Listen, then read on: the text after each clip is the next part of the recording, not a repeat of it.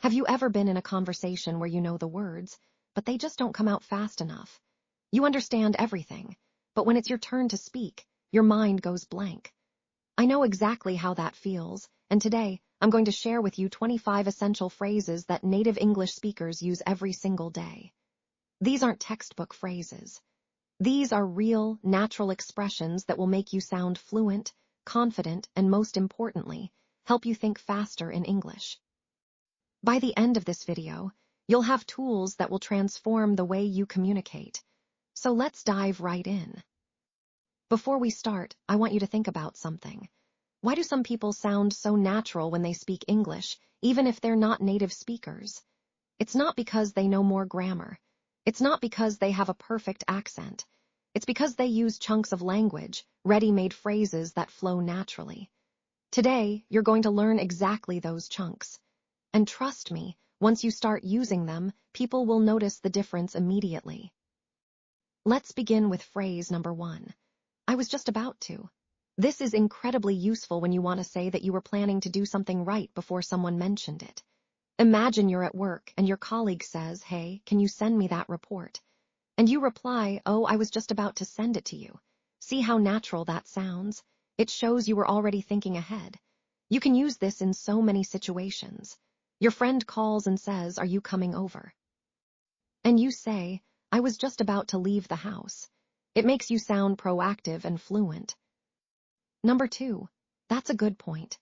This phrase is perfect for conversations, especially in meetings, debates, or even casual chats. It shows you're actively listening and considering what someone else said. Let's say someone tells you, "I think we should start the project earlier to avoid delays." You respond, "That's a good point, I hadn't thought about that." It's respectful, it keeps the conversation flowing, and it buys you a second to think about your next sentence. Native speakers use this all the time, and now you can too. Phrase number 3. I'm not sure, but I think. This one is gold because it allows you to share your opinion without sounding overly confident or aggressive.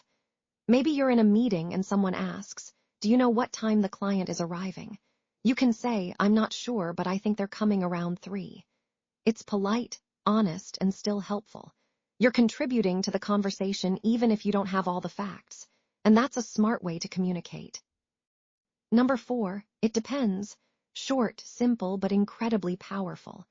This phrase shows you understand that situations are complex and not everything is black and white. Someone asks, "Is it expensive to live in your city?" You answer, "It depends on the neighborhood. Some areas are really affordable, others not so much." You sound thoughtful and intelligent. It's also a great way to start a longer explanation. Use it often. Now let's talk about phrase number 5. Let me think about it. This is perfect when you need time to make a decision but don't want to say no right away. Imagine a friend invites you to a party and you're not sure if you can go. Instead of giving a vague answer, you say, "Let me think about it, and I'll let you know by tomorrow." It's clear, polite, and shows respect for both your time and theirs. Native speakers love this phrase because it's direct without being rude. Phrase number 6. That makes sense. When someone explains something to you and you understand it, this is the phrase to use. Your coworker tells you, "We're changing the schedule because the manager will be traveling next week." You respond, "Oh, that makes sense." It's simple, it shows comprehension, and it keeps the conversation moving. Plus, it makes the other person feel heard, which is always a good thing. Let's move to number 7. I'm all ears. This is a fun, friendly way to say you're ready to listen. Your friend says, "I have something really interesting to tell you." You reply, "Go ahead, I'm all ears." It's warm, engaging, and shows enthusiasm. People love talking to someone who genuinely listens, and this phrase makes that crystal clear. Number 8, no worries. If someone apologizes to you or thanks you, this is a fantastic casual response. They say, "Sorry I'm late." You reply, "No worries, we just got here." Or they say, "Thanks for helping me with this." You respond, "No worries, happy to help." It's relaxed, friendly, and very commonly used among native speakers. Start using it and you'll sound much more natural. Phrase number 9. Fair enough. This means you accept what someone said, even if you don't completely agree or it wasn't your first choice. Someone says, I'd rather meet at 4 instead of 3. You respond, fair enough, 4 works for me.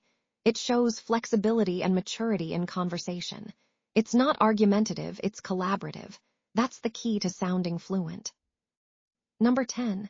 I can't believe. Use this to express surprise or shock about something. I can't believe it's already December. I can't believe you've never tried sushi. I can't believe how fast time flies. It's emotional, it's relatable, and it connects you with others on a human level. When you speak English, it's not just about grammar. It's about expressing feelings, and this phrase helps you do that beautifully. Now let's talk about phrase number 11. To be honest. This is perfect when you want to share your real opinion or admit something. To be honest, I didn't really enjoy that movie. To be honest, I'm a little nervous about the presentation. It shows authenticity, and people appreciate honesty. It also makes you sound more natural because native speakers use it constantly in everyday conversation. Number 12. It's up to you. This phrase gives someone else the power to decide. Where do you want to eat? It's up to you, I'm happy with anything. It shows you're easygoing and considerate. It's also useful when you genuinely don't have a preference. You're letting the other person lead, which is a great social skill. Phrase 13. I'd rather. Use this when you want to express a preference. I'd rather stay home tonight than go out. I'd rather have tea than coffee. I'd rather walk than take the bus. It's polite, clear, and helps you communicate your wishes without sounding demanding. Fluency isn't just about knowing words, it's about knowing how to express yourself smoothly, and this phrase does exactly that. Number 14. That reminds me. This is wonderful for keeping a conversation lively.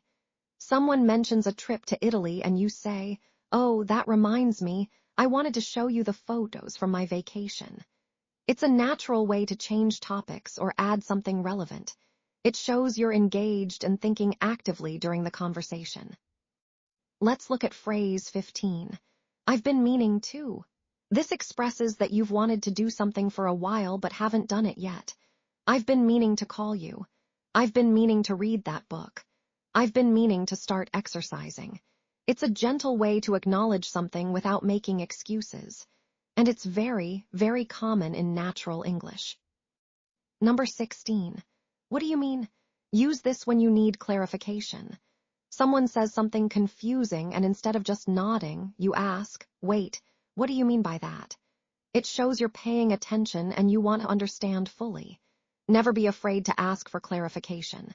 It actually makes you sound more fluent because you're engaging deeply with the conversation.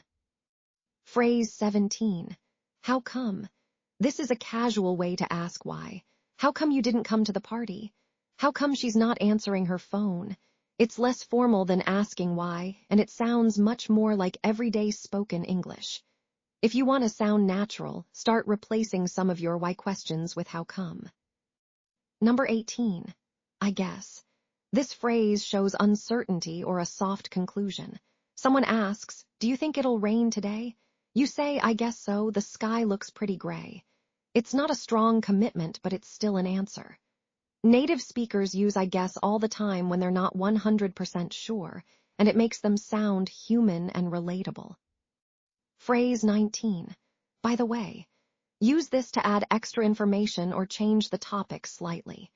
You're talking about weekend plans and you say, by the way, did you hear about the new restaurant downtown? It's smooth, natural, and keeps the conversation flowing. Mastering these little connector phrases is what separates learners from fluent speakers. Number 20. You know what I mean.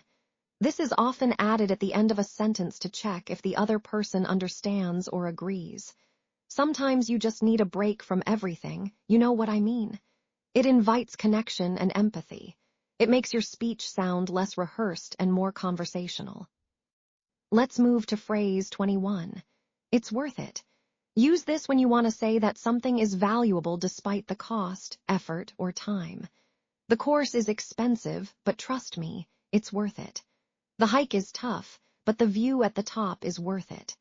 This phrase communicates value and personal recommendation in a natural, confident way. Number 22. I can't afford to. This doesn't only mean money. It can mean time, energy, or risk. I can't afford to miss this opportunity. I can't afford to be late again. I can't afford to waste any more time. It's versatile and shows priority and urgency in your decisions. Phrase 23. What if?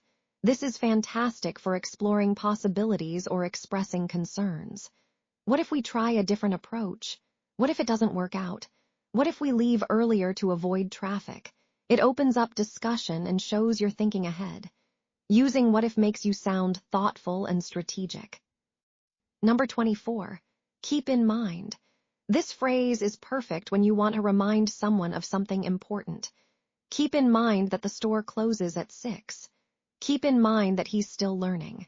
It's polite, informative, and very useful in both professional and casual settings. And finally, phrase 25. I can't wait. This shows excitement and enthusiasm about something in the future. I can't wait to see you.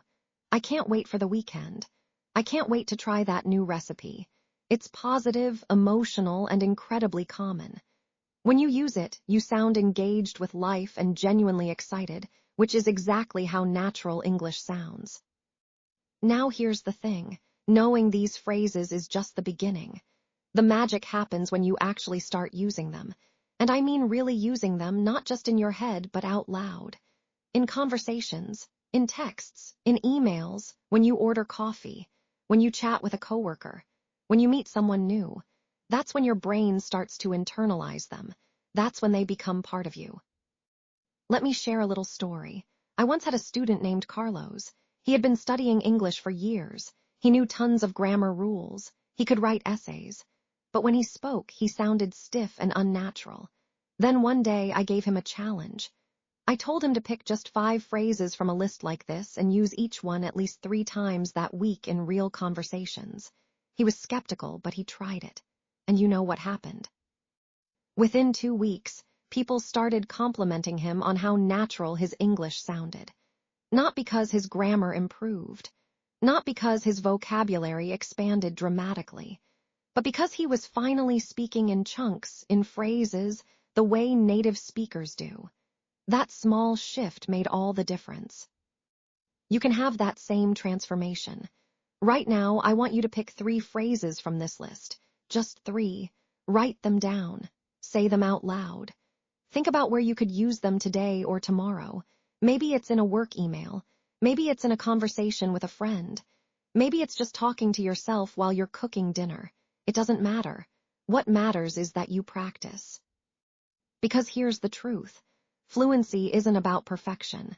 It's about connection. It's about being understood. It's about expressing yourself with confidence, even if you make mistakes along the way. And these 25 phrases, they're your shortcuts. They're the tools that native speakers use every single day to communicate quickly, naturally, and effectively. You've already taken the first step by watching this video. You're here because you want to improve. You're here because you believe in yourself. And that mindset, that commitment, is what's going to take you all the way to fluency. So don't stop now. Keep learning, keep practicing. Keep pushing yourself just a little bit every day. Remember, English isn't just a subject you study. It's a skill you build. And every single time you use one of these phrases, you're building that skill stronger. You're training your brain to think faster, to speak smoother, to sound more like the confident English speaker you're becoming. I'm so proud of you for being here. I'm so excited for your journey. And I can't wait to see how far you're going to go. Keep practicing, keep believing in yourself, and remember, every conversation is a chance to improve. You've got this. I'll see you in the next video.